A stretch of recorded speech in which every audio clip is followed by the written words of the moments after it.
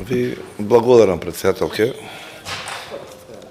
подпредседателке, почитуван заменик министер, почитувани колеги, почитувани медиуми, почитувана јавност. Веќе ова ни е трет ден од општата расправа, последен за буџетот за следната година. И веќе можеме и да утврдиме во која насока се движат и дискусиите и ставовите и на представниците на мнозинството и на представниците на опозицијата. И овие 3 дена навистина внимателно ги слушав обраќањата на сите, каде што навистина имаме еден буџет кој што и предизвикува внимание за да бидеме со такво внимание насочени кон презентацијата на истиот. Она што со жалење можам да констатирам и што навистина сметам дека треба да изнајдеме начин како во иднина ќе се поставиме или што ќе направиме тоа да го надминеме, е како да ги доближиме двата света помеѓу мнозинството и опозицијата. Бидејќи мојот впечаток во овие 3 дена општа расправа е тоа дека опозицијата се уште упорно одбива да ги увиди некои работи, упорно седи во својот свет и за жал, повторно ќе констатирам, во тоа е се поосамена. Зошто го велиме тоа? Бидејќи пред нас имаме еден реален буџет со силно изразена развојна компонента. Буџет кој што ги има сведено непотребните трошоци не на минимум на нула. Буџет кој што одразува желбата и волјата на извршната власт и на владата за крупни чекори напред во државата. Прво за стабилизација и понатаму правење основа за развој на истата. Од друга страна, од кај опозицијата гледаме само настапи каде што се бараат 2 или 3, можеби 5 подставки, каде што во овој буџет се можеби помали во однос на претходната година и целокупната нивна активност насочена во расправата на овој буџет е токму таму. Што практично доведува до услови да имаме несуштинска расправа. Ја ќе бев среќен доколку овие индикатори, параметри, проекции што се тука пред нас, можеме да бидеме насочени и да ги видиме издржаноста на нив.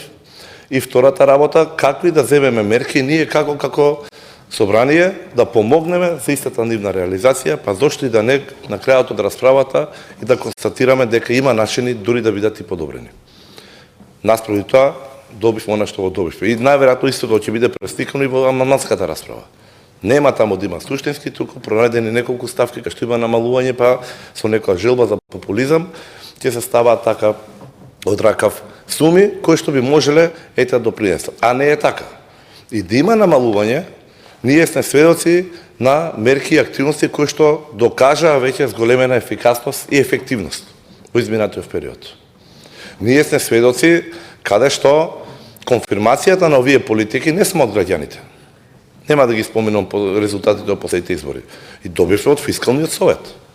Фискалниот совет за овој буџет прв пат укажа дека конечно се запознаа, се заприметија или се констатира првите знаци чекори на фискална консолидација.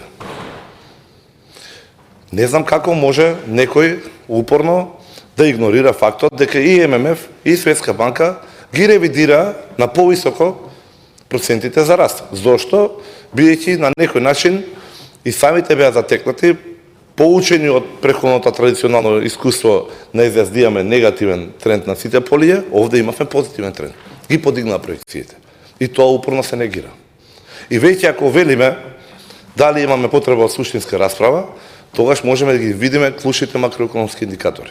Бидејќи кажав, движењето по ставки би било бесмислено, бидејќи очигледно и оние зголемувања ги има многу, се игнорираат од страна на опозицијата, фокусирани се на нешто друго. А клучните индикатори се следниве.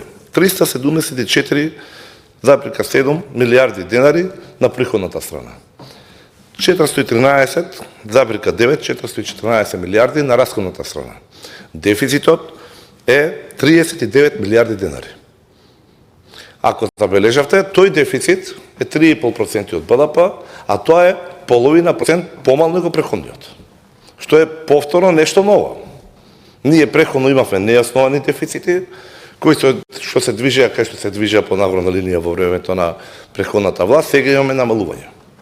А имаме стабилизирање на приходите. Исто како што го зборевме и со јавниот долг. дефиниран 3,8% раст. И не е тоа нереален. Не е тоа измислен. Не е тоа фрлено од ракав како што се обидуваат да се суверат самите себе си. Показателите од претходните 2 квартала минатата година укажуваат 3,5% и имаме силна динамика на реализација на тековните проекти. Имаме стабилни приходи кај што можеме да кажеме дека овој 3,8 е реален. И тоа ќе бидеме сведоци. Обезбедени се сите нормални функции на државата со самиот буџет. Има дури изголемување, каде што директно се засегнати граѓаните, нивната безбедност и сигурност во секојдневието. Граѓаните и бизнисот исто така. И деловното обкружување. Бидејќи стабилната инфлација за следната година е предвидена на 2,5%. Не е 9, не е 11, не е 15, како што слушавме претходно. И имаше мерки и активности кои што оваа влада ги направи за таа инфлација од двоцифрена да се дојде на едноцифрена, па сега веќе да биде стабилна, за следната година веќе имаме надеж и имаме основа да тврдиме дека би била 2,5%.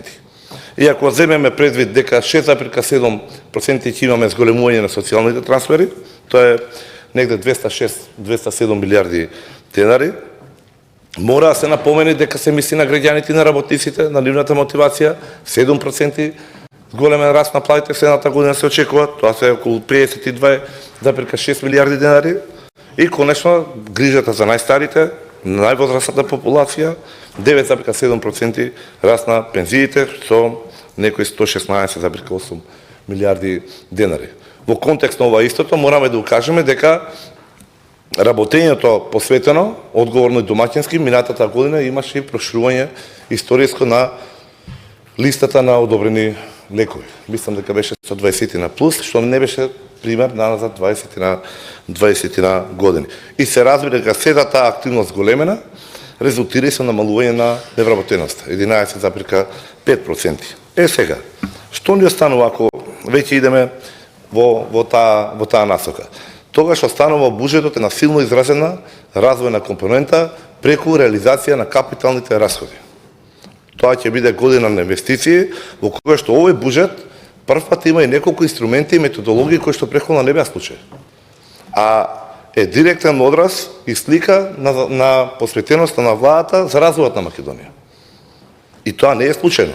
Точно, слушавме од колегите дека го чекале новиот ребаланс, чекале да видат дека тоа не ќе биде така, очекуваат да видат нешто различно, но ние се сведоци на сосема нешто друго. И пазете, говориме за проекти кои што се видливи. Можеме да отидеме на лице место да ги видиме.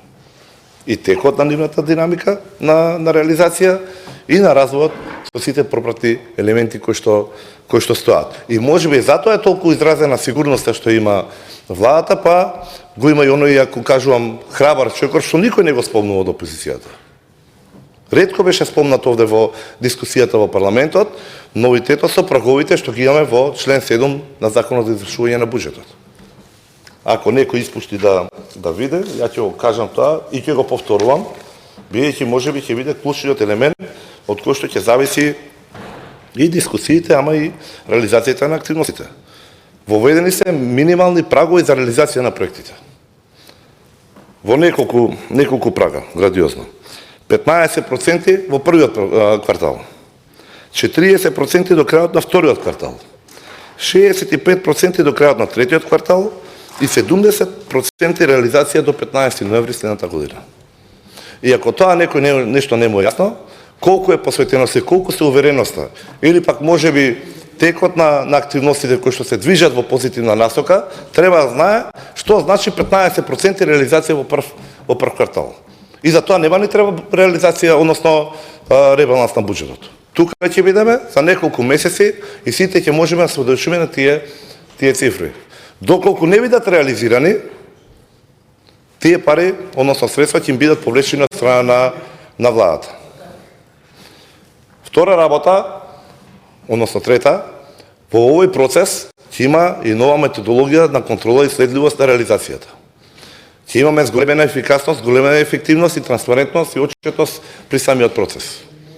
Така да покрај оние полугодишни и годишни извештаи кои што ќе бидат редовно да се доставуваат, следи и реализацијата на праговите кои што ги ставаме. Тоа треба да биде доволна сигурност дека овој процес ќе можеме го следиме, ќе можеме и се увериме. И ќе можеме да збориме за конкретни работи. Нема тука потреба од спекулативни трикови, од измислици или вербални препукувања меѓу нас. Ќе можеме, дури ако сакаме, како Комисија за финансирање и буџет, да се повикаме и за надзорна расправа. Да отидеме директно на терен и да видиме, например, до каде ни е западниот дел патниот коридор 8 преку изградба на автопатска делница Кичево-Букојшани. Ова е дел од коридорот за кој што преходно исто така им беше оставен во реализација, кој што немаше мрднато ни метар долг период. Сега бевме сведоци минатата година кај што веќе 2 делници беа пуштени во потреба. Сега се продолжува. И ако поминете на истиот тој коридор 8, и таму се предвидени значајни инвестициски вложувања во делот на делницата Тетово-Гостивар. Исто видливо. Машини на терен, работници, реализација. Се надевам дека ќе биде запазена и динамиката. Понатаму, исто така, имаме сериозни активности на делницата Прилеп-Битола. Можеме да видиме како ќе се одвиваат работите, она што мене особено ме интересира, на автопатската делница Скопје-Влаце. Многу ја зборевме тука. Беше дискутирана, многу критикувана. Ова е една од делниците за кои што имаме најдрастична разлика за период како не требало, а како би можело да биде во иднина. Ќе можеме да се увериме и исто продолжувањето на втората фаза во железницата, каде што е коридорот 8 исто, делницата Белјаковци Крива Паланка. Иако преходно веќе сведочевме на пуштањето во потреба на едното. Сведочевме на начин како да се изнајде решение и да се надминат дури меѓудржавни проблеми на истата делница по однос на нашиот сосед. Можело. Само треба посветеност, треба и работа. Можеме да заеднички, исто така и како комисија и како парламент, да помогнеме во напорите за изградба на заедничкиот граничен железнички премес во Србија, во однос на Табановци. Може би таа да ја пратиме. Можеме. Конечно, пречистителната станица за отпадни води во Скопје. Тоа ќе биде исто проект кој што ќе имаме забрзана реализација. И ќе можеме ние да бидеме сведоци на истото. Нема да имаме потреба од вербални препукувања, од докажувања на бројки кои што немаше видливо ништо на терен. Можам да продолжам уште понатаму. Ги има многу и сите ќе бидат дел од 40,2 милиарди денари кои што се предвидени за капитални расходи во следната година и кои што директно ќе учествуваат во оној предвиден проектиран 3,8% раст што Македонија треба да има. За јавниот долг и врзницата, евроврзниците особено, со жалење можеме да констатираме дека се најдовме во ситуација која што следната година 4 евро врзници ни доаѓаат до доспевање. Тоа не е работа за која што треба да се жалиме, не е работа која што треба да игнорираме. Овој буџет има предвидено и ќе исплати. Има и доволно други разлики каков имаше приод владата спрема намалувањето на јавниот долг и одговорното однесување со јавните финансии, ама само за јавноста ќе потсетиме. Во 2020 година 700 милиони доспева следната. 2021 700 милиони до стасување 7 години. 2023 она е фантастична од 500 милиони со купон од 6,96%, кој е рок на достување на 4 години. И ние сите ќе треба да ги се справиме овие во една година. Јас сум уверен, доколку посветеноста продолжи во оваа насока, доколку се задржат почитувањето на строгите лимити на расходите кои што ги гледаме се сведоци во овој буџет, доколку механизмите и методологијата за контрола на трошоците, отчетноста, транспарентноста биде запазена, ова ќе биде реалност, а ние, како што кажав, уште во првиот квартал ќе можеме да сведочиме за една подруга држава, која што се грижи за граѓаните, која што се грижи за деловното окружување и која што бележи позитивни резултати. Ви благодарам.